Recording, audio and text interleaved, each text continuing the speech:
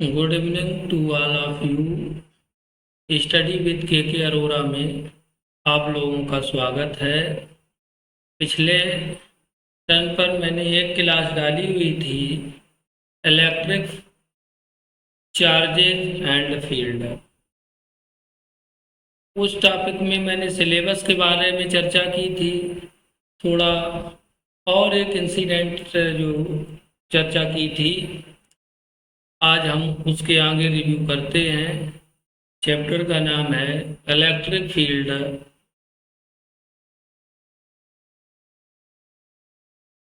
Electric charges and field.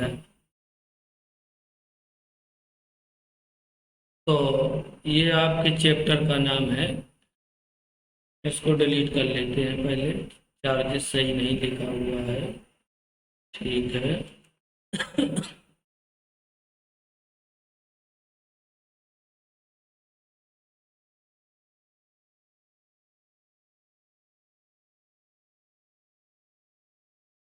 तो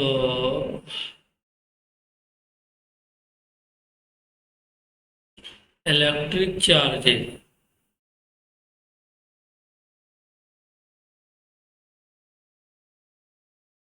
हम्म,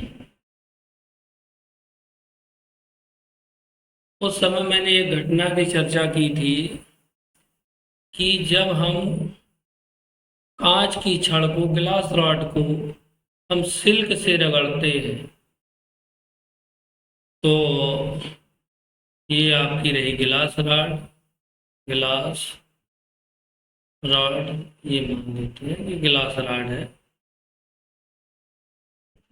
और ये सिल्क मान लेते हैं। तो गिलास रॉड और ये हो गया आपका सिल्क, ये बनेगा। तो इससे जब इसको रगड़ते हैं तो मैंने बताया था कि क्या होता है।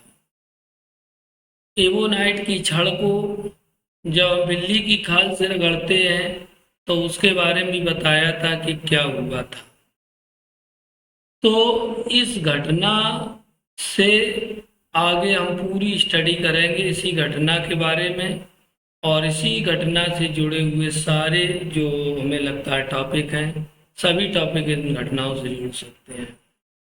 तो इसके बाद जो क्या कहते हैं आपका टॉपिक है, वो टॉपिक है प्रॉपर्टीज ऑफ चार्ज।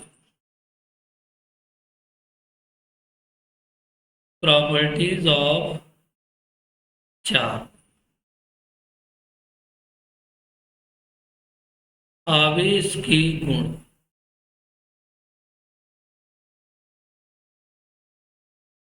ये तो आवेश के गुण के बारे में आप लोगों को पढ़ना है कि आवेश के गुण क्या होते हैं।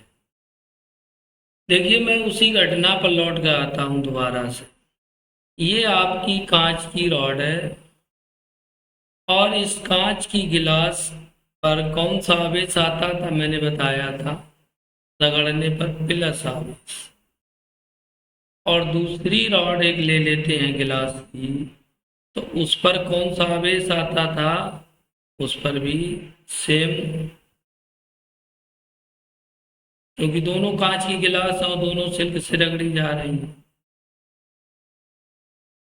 तो ये आवेश आता था। तो जब हम दोनों रॉड को, दोनों गिलास की रॉड है, दोनों गिलास रॉड को, कांच की छड़ों को पास पास लाते हैं, तो हम देखते हैं कि ये दोनों चिपक जाती हैं, क्योंकि इस पर भी प्लस आवेश और इस पर भी प्लस आवेश, दोनों चिपक जाते हैं। जबकि वहीं पर ऐसा किया जाए, एक कांच की रॉड हो, छड़ हो,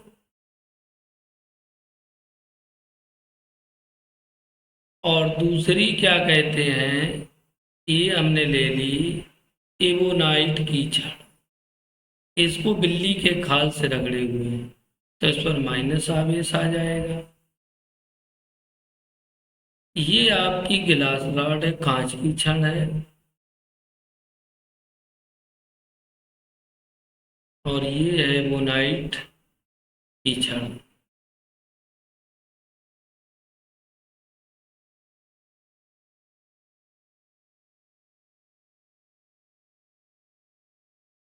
एवोनाइट की क्षण। इन दोनों को पास पास लाया गया तो क्या हुआ, ये दोनों आपस में कैसे होती है, चिपक जाती है। और जबकि इन दोनों को लाया गया, हाँ सॉरी गलती हो गई रही, ये दोनों क्षणों को लाएंगे तो ये दूर दूर भागेगी, एक ये इधर की ओर भागेगी, एक ये इधर की ओर भागेगी। तो ये दोनों दूर दूर भागती थी, जबकि ये दोनों पास पास आ जाती थी, चिपक जाती थी। तो इसका मतलब है कि दोनों पर आवेश जो है डिफरेंट हैं, और डिफरेंट आवेश जब क्या कहते हैं, एक दूसरे के पास आते हैं तो वो चिपक जाते हैं, अर्थात आकर्षण होता, आकर्षित होते हैं। जबकि सेम आवेश, चाहे वो प्लस प्लस के हों चाहे वो माइनस माइनस के हों, दोनों एक दूसरे को क्या करेंगे, प्रतिकर्षित करेंगे, रिपेल करेंगे। तो इनके बीच रिपल्सन होगा और इनके बीच अट्रैक्शन होगा। तो यहाँ पर एक चीज जरूर निकल के आई, पहला पॉइंट, कि जो समान आवेश हैं, लाइक पोल हैं, वो एक दूसरे को रिपेल करेंगे, रिपल्सन करेंगे। तो लाइक पोल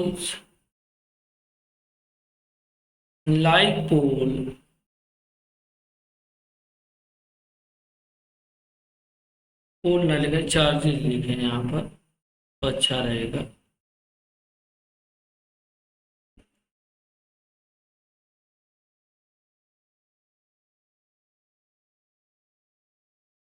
तो लाइक चार्जेज,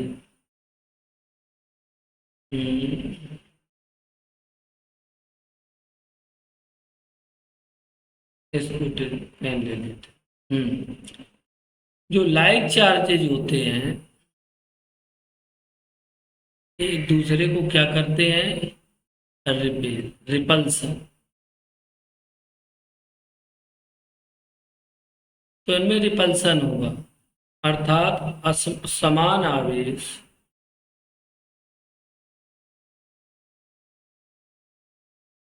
एक दूसरे को क्या करेंगे, प्रतिकर्षित।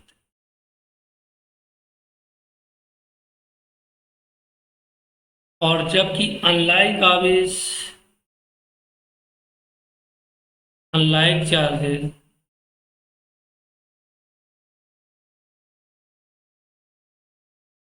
ये करेंगे, आपका अट्रैक्शन होगा।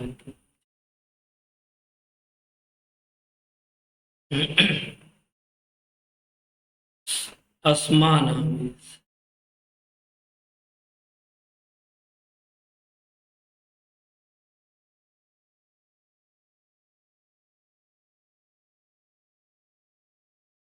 असमान जो आवेश होगा, जो असमान आवेश होगा वो आपस में आकर्षण होगा, आकर्षित करेंगे। ठीक, ये लाइन ज्यादा हो गई, आवेश, ये समान आवेश। ठीक है, पहली प्रॉपर्टी आपकी हो गई, इसी से निकल कर आई पहली प्रॉपर्टी, कि जो समान आवेश होते हैं वो एक दूसरे को प्रतिकर्षित करते हैं, जबकि असमान आवेश एक दूसरे को आकर्षित करते हैं। Like charges repels to each other and unlike charges attract to each other. अब इसकी दूसरी प्रॉपर्टी आती है क्वांटाइजेशन। क्वांटाइजेशन ऑफ चार्ज,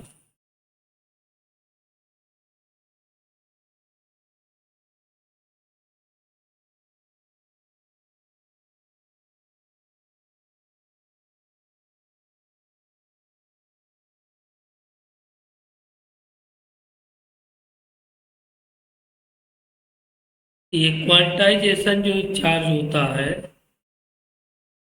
दुनिया में कोई भी वस्तु हो उस पर यदि चार्ज है, आवेश है, मान लेते हैं क्यू आवेश है, ये जो आवेश है ये multiple, integral multiple of e, integral any charge is integral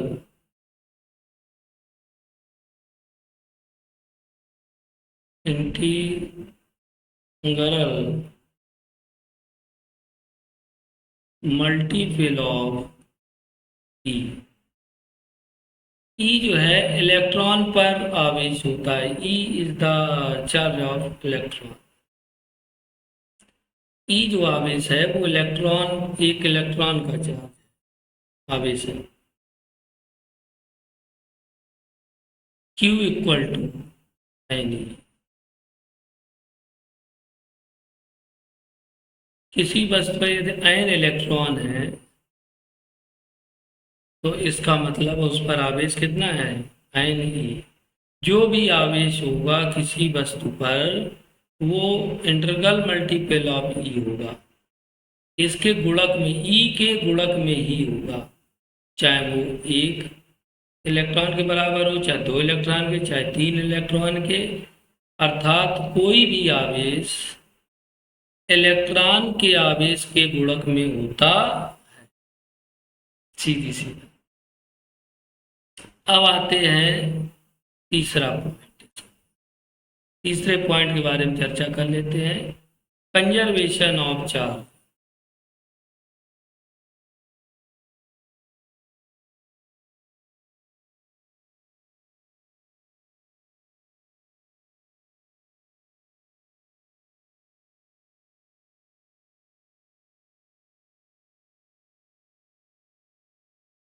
आवेश संरक्षण, चलो उधर पढ़ना चाहिए था। नेक्स्ट स्लाइड पर आते हैं। हम्म,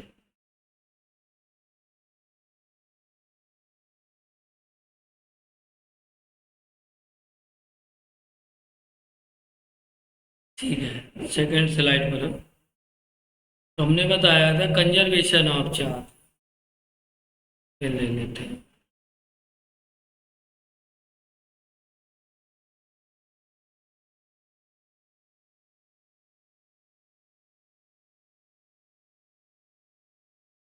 कंजर्वेशन ऑफ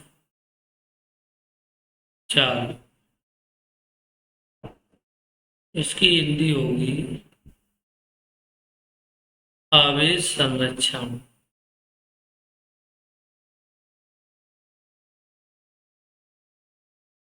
आवेश संरक्षण, आवेश संरक्षण का मतलब है कोई निकाय हो, कोई आइसोलेटेड सिस्टम है ये,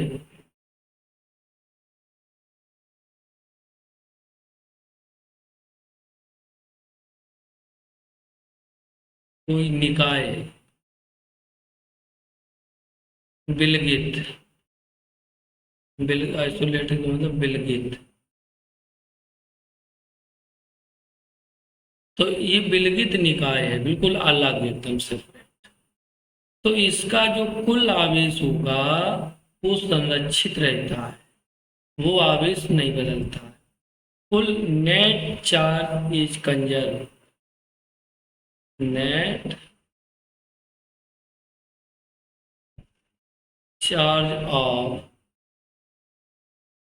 एनी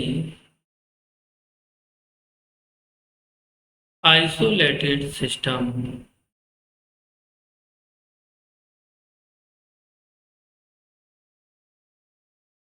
इज कंजर्व्ड।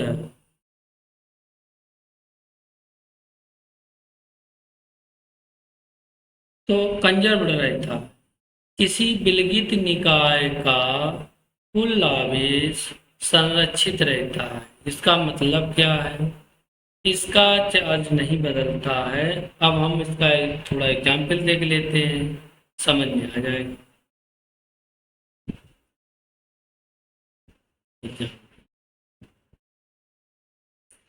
एग्जाम्पल में एक गामा फोटान एक फोटॉन जब न्यूक्लियस पर पड़ता है तो वो पॉजिट्रॉन और एक इलेक्ट्रॉन उत्पन्न करता है।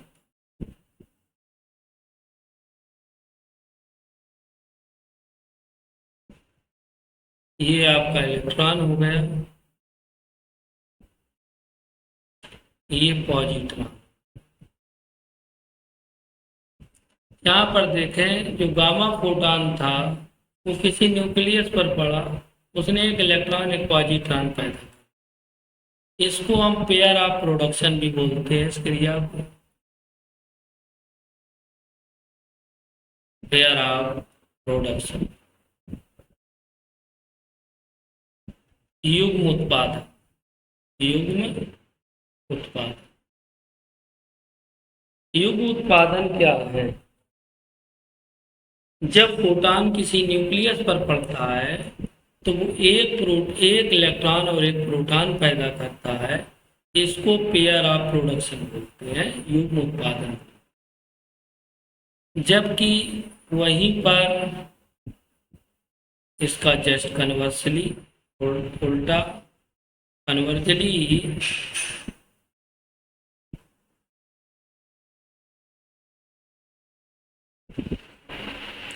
कन्वर्जली उल्टा ले ले, एक इलेक्ट्रॉन एक पॉजिट्रॉन, जब ये दोनों मिलते हैं तो गामा फोटॉन बनाते हैं। इसमें आपने देखा कि पहले इस पर कोई आवेश नहीं था गामा फोटॉन पर, और जब ये ब्रेक हुआ तो एक इलेक्ट्रॉन और एक पॉजिट्रॉन बनाया, और दोनों का टोटल, यदि पहले भी कोई चार्ज नहीं था और टोटल चार्ज देखा जाए तो यहाँ भी 0। तो कुल आवेश कैसा है? संरक्षित है। यहाँ कुल आवेश एक इलेक्ट्रॉन पर इतना चार्ज था, पॉजिट्रॉन पर इतना, दोनों मिल गए, दोनों न्यूट्रल हो गए।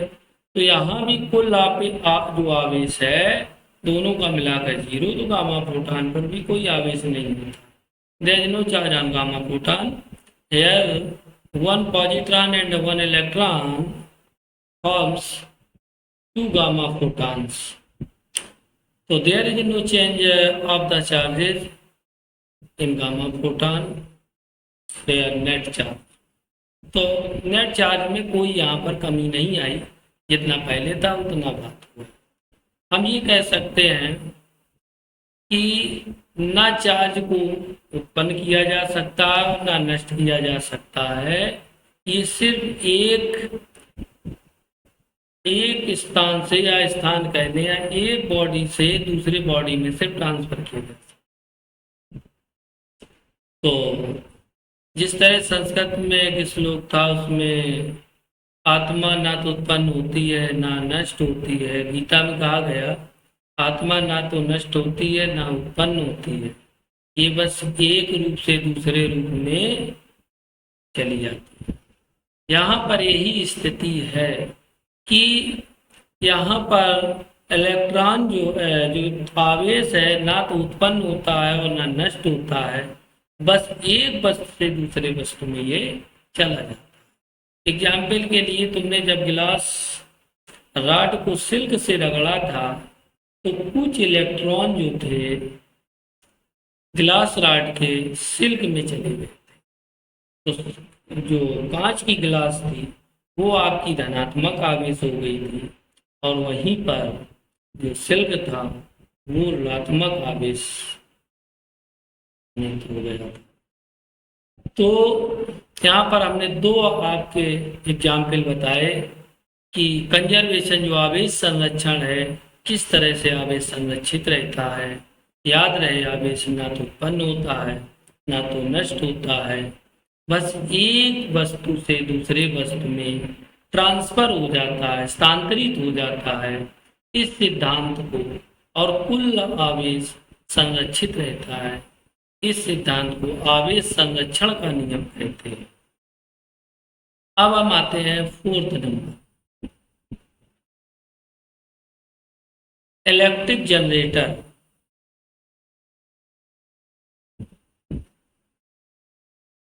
Electric field generator.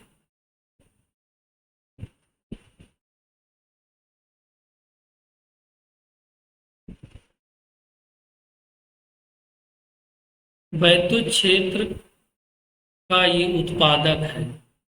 आवेश जो होता है वैद्युत क्षेत्र का उत्पादक होता है। वैद्युत क्षेत्र का उत्पादक है सब। यहाँ यह वैद्युत क्षेत्र ही रखा है तो ये अपने चारों ओर वैद्युत क्षेत्र पैदा कर देता है, इसलिए इसको कहते हैं वैद्युत इलेक्ट्रिक फील्ड जनरेटर। तो हमने चार गुण आप लोगों को बताए। आवेश के चार गुण होते हैं। पहला आपको गुण बताया कि समान आवेश एक दूसरे को प्रतिकर्षित करते हैं, जबकि असमान आवेश एक दूसरे को आकर्षित करते हैं। क्वांटाइजेशन ऑफ द चार्ज, आवेशों का क्वांटीकृत। तो आवेशों का क्वांटीकृत का मतलब है कि कोई भी इस ब्रह्मांड में कोई भी आवेश हो वो ई का मतलब इलेक्ट्रॉन के आवेश का पूर्ण गुणज होता है। ये सिद्धांत जो है क्वांटाइजेशन ऑफ द चार्ज, क्वांटीकृत का सिद्धांत, इसका भी पालन करते। दूसरी चीज, तीसरा number, conservation of the charge, आवेश संरक्षण। आवेश संरक्षण में हमने बताया कि आवेश ना तो उत्पन्न होता है ना तो नष्ट होता है, ये एक वस्तु से दूसरे वस्तु में स्थानांतरित हो जाता है। Charge neither create not destroyed, only transfer from one body to another. Net charge of any isolated system is always conserved. जो कुल आवेश होता है वो हमेशा कंजर्व होता है, संरक्षित होता है। इसके मैंने आप लोगों को दो उदाहरण दिए। इलेक्ट्रिक फील्ड जनरेटर के बारे में हमने बताया कि कोई भी चार्ज हो वो अपने चारों ओर वैद्युत क्षेत्र पैदा कर लेता है, इलेक्ट्रिक फील्ड पैदा कर लेता है। तो ये चार आपके जो गुण थे, प्रॉपर्टी थी इलेक्ट्रिक चार्ज की, उनकी आप लोगों ने स्टडी की। हमें पूर्ण आशा है कि आप लोग मेरी बात को समझ गए होंगे और जो गुण पढ़ाए हुए हैं आवेश के वो भी समझ गए होंगे। अब देखिएगा एक दूसरे से सारा लिंकअप है, यहाँ पर आप लोगों को लिंकअप समझाता हूँ। बस इतने ही पढ़ना है पहले चैप्टर में आपको, ये क्या कहते हैं, प्रॉपर्टी ऑफ चार्ज। अब देखिए यही से सारा सिस्टम बनेगा। पहले हम पेन ले लेते हैं।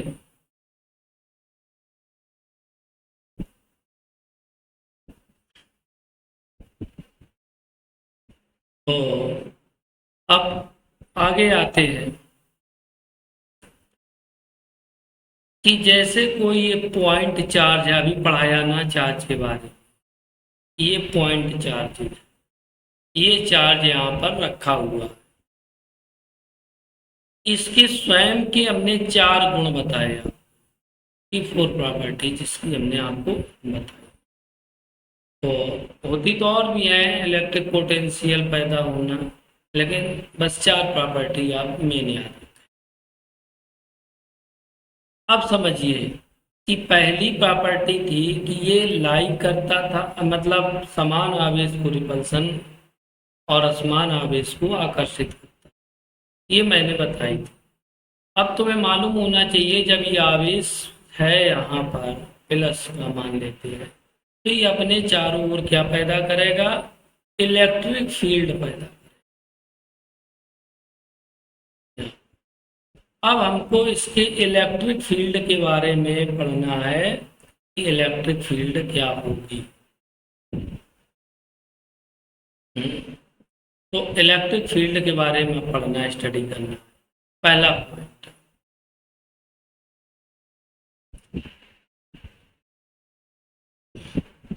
अब देखिएगा जब इलेक्ट्रिक फील्ड के बारे में पढ़ेंगे, इसके चारों ओर जब इलेक्ट्रिक फील्ड पैदा हो जाएगी तो यहाँ पर कोई दूसरा यदि हम आवेश लाएंगे तब क्या होगा, तो ये ये तो मालूम है कि आकर्षित करेगा इस आवेश को या रिपल्सन करेगा, प्रतिकर्षण करेगा, ये हम पढ़ चुके हैं। आकर्षण या प्रतिकर्षण करेगा। अब आकर्षण या प्रतिकर्षण करेगा तो वो आकर्षण प्रतिकर्षण कितना होगा, इसके मेजरमेंट के लिए हमको क्या पढ़ना पड़ेगा, कूलाम का नियम, कूलाम से ला पढ़ना पड़ेगा।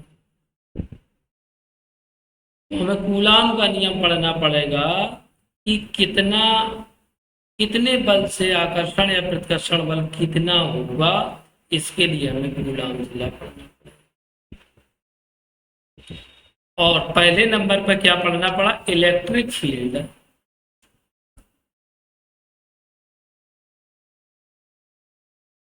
इस आवेश ने जो अपने चारों ओर कुछ उत्पन्न किया है उसे इलेक्ट्रिक फील्ड कहते हैं, उसके बारे में स्टडी करनी पड़ेगी।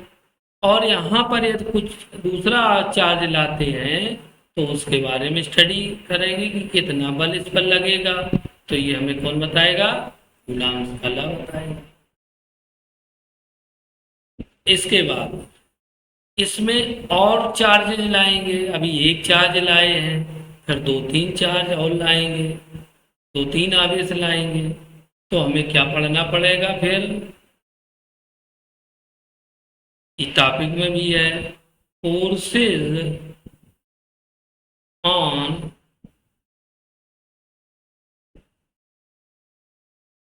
डिफरेंट चार्ज इन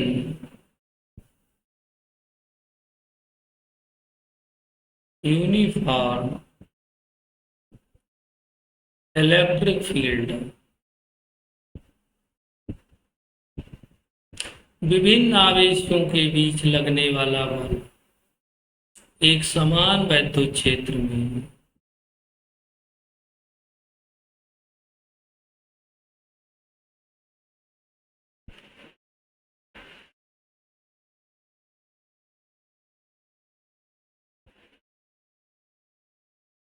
विभिन्न आवेशों के बीच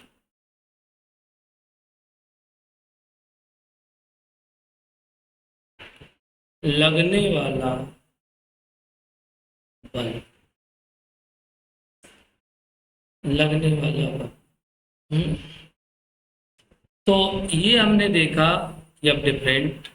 अब हम चार्ज न लाकर यहाँ पर हम डाइपोल लाएं, अभी डाइपोल क्या होता है, तो हमको डाइपोल के बारे में स्टडी करनी पड़ेगी पहले।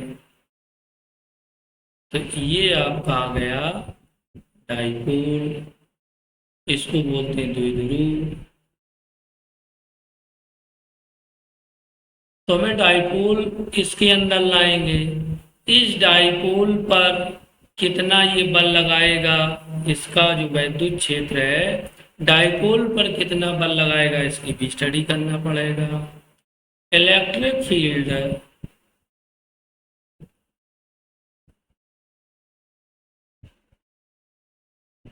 exerted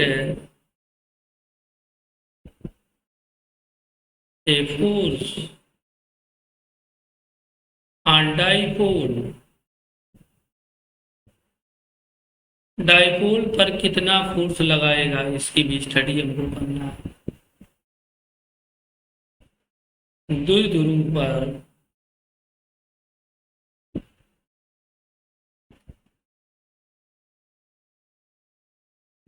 वैद्युत क्षेत्र द्वारा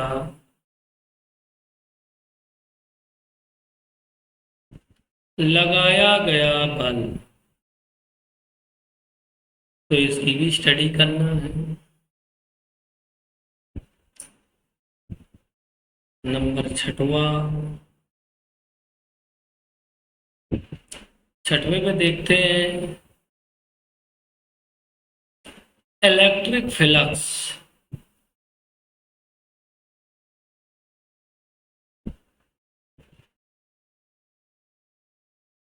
इलेक्ट्रिक फ्लक्स, वैद्युत फ्लक्स।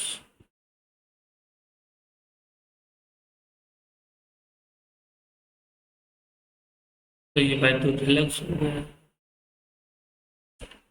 अब इसके चारों ओर जो वैद्युत क्षेत्र होगा वही वैद्युत फ्लक्स उत्पन्न करेगा। जब वैद्युत फ्लक्स उत्पन्न होगा इसका मेजरमेंट कितना होगा, वैद्युत फ्लक्स कितना है, इसका स्टडी गॉस ने की। तो गॉस थ्योरम, गॉस की प्रमेय,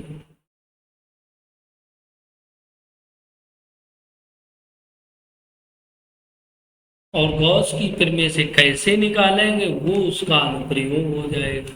इस तरह से आपने जो चैप्टर देखा सारा चैप्टर लिंकअप है। ये जो घटना मैंने बताई थी कि गिलास रॉड को सिल्क से रगड़ा गया, उस पर आवेश उत्पन्न हुआ, उस आवेश के गुण क्या हैं, उस आवेश के चार, यदि आवेश कहीं पर रख दिया जाए तो उसके चारों ओर कुछ उत्पन्न होता है, वो इलेक्ट्रिक फील्ड होती है। इलेक्ट्रिक फील्ड के कारण यदि उस आवेश के पास कोई आवेश अन्य आवेश लाया जाए तो ये आवेश उस पर रिपल्सन, मैंने बताया था गुण जो पढ़े थे, या तो आकर्षण बल लगाएगा ये या तो प्रतिकर्षण बल लगाएगा। वो आकर्षण और प्रतिकर्षण कितना होगा वो हम कूलाम के नियम से मेजरमेंट करेंगे, नापेंगे। फिर इसके बाद कई आवेश यहाँ पर हों, यदि एक आवेश न होकर कई आवेश हों तो उन पर कितना बल लगेगा उसके बारे में आपको पढ़ना है। फिर यदि ऐसा ना हो, ये कोई आवेश ना हो, हम एक सिस्टम लाते हैं कि एक सिरे पर धन आवेश और एक सिरे पर ऋण आवेश, जिसको हम डाइपोल कहेंगे, द्विध्रुव कहेंगे। यदि हम इसको लाएं तब इस पर कितना बल लगेगा, तो हम ये आवेश के पास ला रहे हैं तो वह इसके वैद्युत क्षेत्र तो कितना बल लगेगा उसके बारे में स्टडी करना, डाइपोल और इलेक्ट्रिक फील्ड।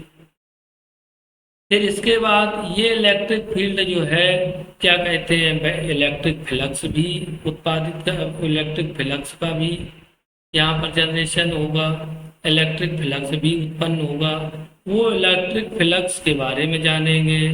इसके बाद इलेक्ट्रिक फ्लक्स कितना होगा ये हम गॉस थ्योरम से इसको निकालें। गॉस थ्योरम के बारे में पहले जानेंगे, फिर उसका मेजरमेंट करेंगे, मापन करेंगे। तो सारा की सारी क्रिया हमारी जो रिलेटेड है वो एक पॉइंट चार्जेस अर्थात बिंदु आवेश से संबंधित है। आप समझ गए होंगे, पूरा चैप्टर मैंने पहली घटना से संबंधित कर दिया कि जो गिलास रॉड रगड़ी गई है, मोनाइट की छड़ रगड़ी गई, उस पर जो आवेश उत्पन्न हुआ उस आवेश के गुणों को पढ़ना है, उस आवेश के चारों ओर जो फील्ड पैदा होती इलेक्ट्रिक उसके बारे में पढ़ना है, कितनी फील्ड उत्पन्न होती है उसके बारे में पढ़ना है। तो ये मैं सारी चीज़ें बता चुका, पूरा टॉपिक जो है इंटर रिलेटेड कर दिया, एक दूसरे से कनेक्टेड कर, और चैप्टर सही से आपको समझ में आना भी चाहिए। अब हम इलेक्ट्रिक फील्ड जो इसके चारों ओर पैदा होता है उसके बारे में जानते हैं, और हम चलते हैं नेक्स्ट क्या कहते हैं स्लाइड पर। ओके,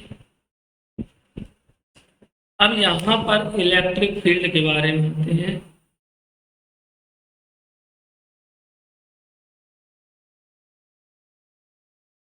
वैद्युत क्षेत्र, हिंदी में कहेंगे वैद्युत क्षेत्र, electric field.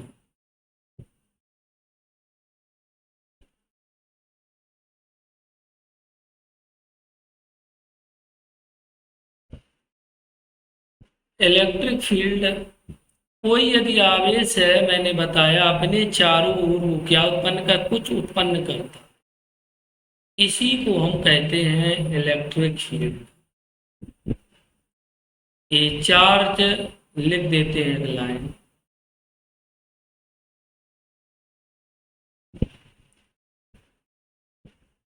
Produced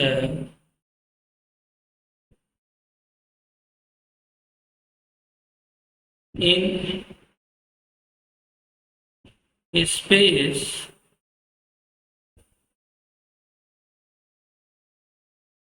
ground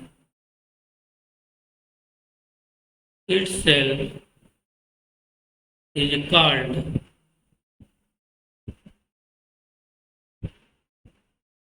electric field. एक आवेश अपने चारों ओर कुछ उत्पन्न करता है, प्रोड्यूस समथिंग। यहाँ एक शब्द और जोड़ना चाहिए था, समथिंग। एक आवेश अपने चारों ओर कुछ उत्पन्न करता है, इसी को हम कहते हैं वैद्युत क्षेत्र। तो वैद्युत क्षेत्र क्या है? एक थोड़ा, यदि हमें वैद्युत क्षेत्र की स्टडी करना है तो हमें एक इमेजिनरी चार्ज लेना होगा।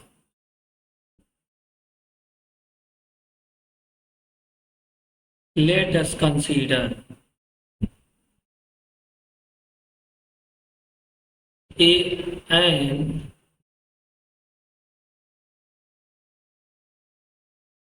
imaginary charge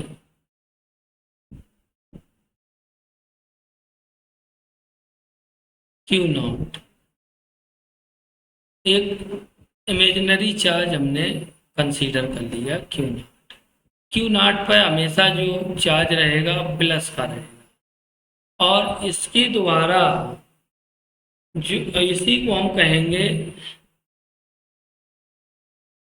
test charge.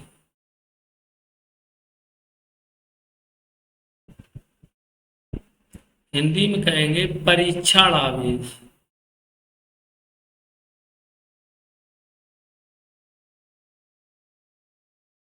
तो ये टेस्ट चार्ज को कहेंगे परीक्षण आवेश। परीक्षण आवेश हमेशा पॉजिटिव होता है, लेंगे। यहाँ पर हम परीक्षण आवेश की बात करेंगे तो आप समझ लेना उस पर आवेश positive.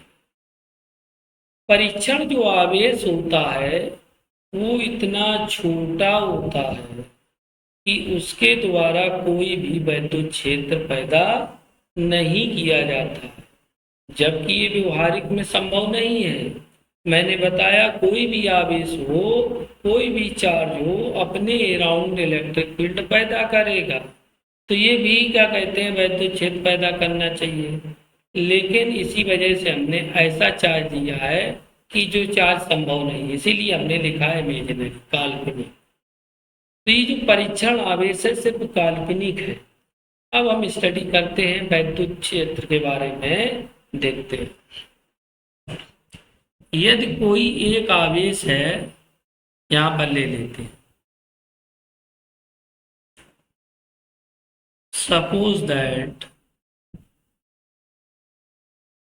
Plus Q charge, plus Q B A charge. तो ये चार्ज है, इसके चारों ओर वैद्युत क्षेत्र होगा। यहाँ पर वैद्युत क्षेत्र में यदि एक परीक्षण आवेश क्या लाए, क्यू, और ये क्या है, प्लस क्यू। इसके कारण वैद्युत क्षेत्र उत्पन्न हुआ। तो इस पर या तो रिपल्सन लगेगा, अट्रैक्शन होगा, या रिपल्सन होगा। ये जो है वैद्युत क्षेत्र के कारण इस पर क्या लगेगा, या तो आकर्षण लगेगा या प्रतिकर्षण लगेगा। लेकिन जब ये प्लस का है क्यू नॉट, क्योंकि इमेजिनरी या पॉजिटिव है, ये मैंने बताया परीक्षण आवेश है चूंकि, तो दोनों प्लस प्लस है, तो ये क्या होगा, रिपल्सन, प्रतिकर्षण होगा इनके बीच। प्रतिकर्षण बल काम करेगा दोनों के बीच। प्लस क्यू नॉट और क्यू नॉट के, प्लस क्यू और प्लस क्यू नॉट के बीच रिपल्सन फोर्स होगा, प्रतिकर्षण बल होगा। क्लियर हो गया होगा। यदि ये यहां से देखा जाए तो रिपल्सन फोर्स यदि एफ मान लेते हैं कि एफ है, तो जो वैद्युत क्षेत्र ई बराबर जो होगा एफ अपॉन क्यू नॉट। ध्यान दीजिए, एफ अपॉन क्यू नॉट, ई बराबर एफ अपॉन क्यू नॉट। तो यहाँ वैद्युत क्षेत्र का जो वैल्यू आ गई है एफ अपॉन क्यू नॉट, इसका मतलब ये शब्दों में परिभाषित करना चाहें, परीक्षण आवेश पर लगने वाला बल तथा परीक्षण आवेश का अनुपात वैद्युत क्षेत्र कहलाता है। किसी बिंदु पर वैद्युत क्षेत्र में किसी बिंदु पर परीक्षण आवेश पर लगने वाला बल, देखें बल कितना है, बिंदु पी लिया है वैद्युत क्षेत्र, एक समान वैद्युत क्षेत्र में ये क्यू क्यू जो है एक समान वैद्युत क्षेत्र पैदा करता है। एक समान वैद्युत क्षेत्र में किसी बिंदु पर परीक्षण आवेश पर लगने वाला बल और परीक्षण आवेश का जो अनुपात है वो वैद्युत क्षेत्र कहलाता है। ये आपकी परिभाषा होगी। The ratio of the force exerted by the charge on test charge to the test charge is called electric field. Electric field जो है वैद्युत क्षेत्र, लगने वाला फोर्स और टेस्ट चार्ज का जो रेशियो है उसके बराबर होता है। तो ये आपको क्लियर हो गया होगा। अब यहाँ पर ये वैद्युत क्षेत्र की दिशा देखी जाए कि डायरेक्शन क्या होगी, तो ये याद रहे कि परीक्षण आवेश को स्वतंत्रता पूर्वक छोड़ दिया जाए तो परीक्षण आवेश किधर की ओर भागेगा, इधर की। तो ये आपकी वैद्युत क्षेत्र की डायरेक्शन होगी। वैद्युत क्षेत्र की जो डायरेक्शन होगी इलेक्ट्रिक फील्ड की, ये होगी इधर की। Electric field is the vector quantity, तो मालूम होना चाहिए जो इलेक्ट्रिक फील्ड है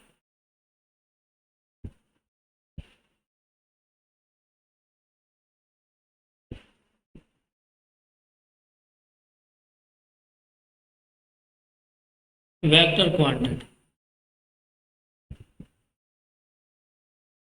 तो ये वेक्टर क्वांटिटी है आपकी सदिश राशि। वैद्युत क्षेत्र कैसी है, एक सदिश राशि है। वैद्युत क्षेत्र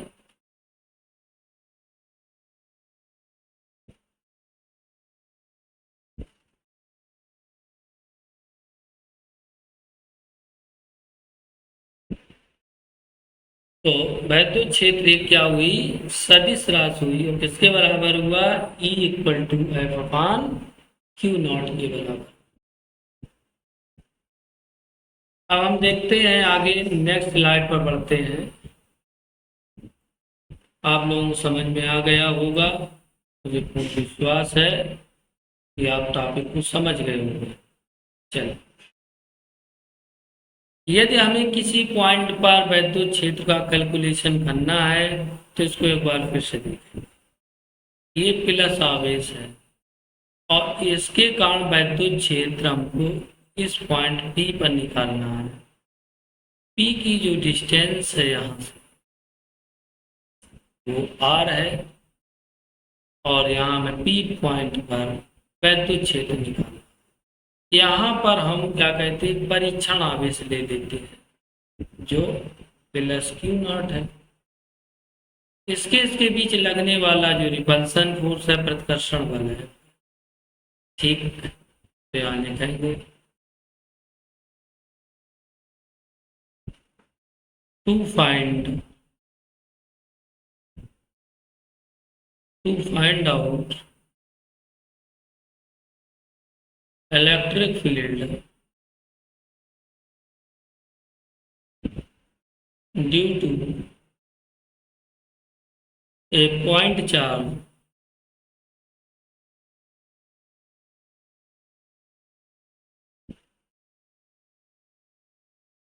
एट पॉइंट ई।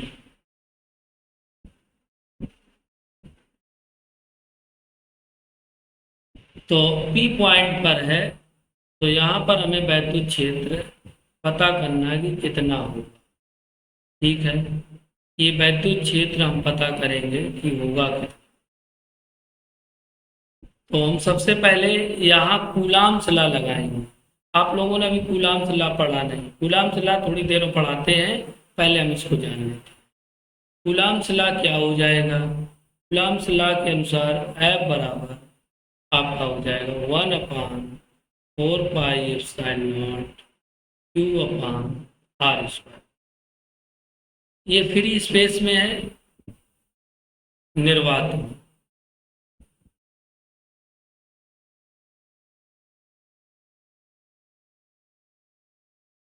निर्वात वैक्यूम कह सकते हैं। ठीक है, ये फोर्स होगा आपका, लेकिन by the definition of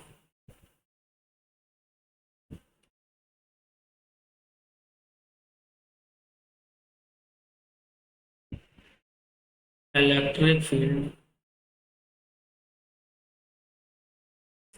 electric field की जो परिभाषा बताई थी, E = F/Q0, ये बताइए। F का मान हम इसमें रख देंगे, E = 1/Q0, F का मान रखें 1/4πε0 Q0 अपान, यहाँ Q0 और होगा R²। ये Q0 कट गया, तो वैद्युत क्षेत्र जो आ गया E बराबर 1/4πε0 Q/r², सॉरी R², नॉट अटक।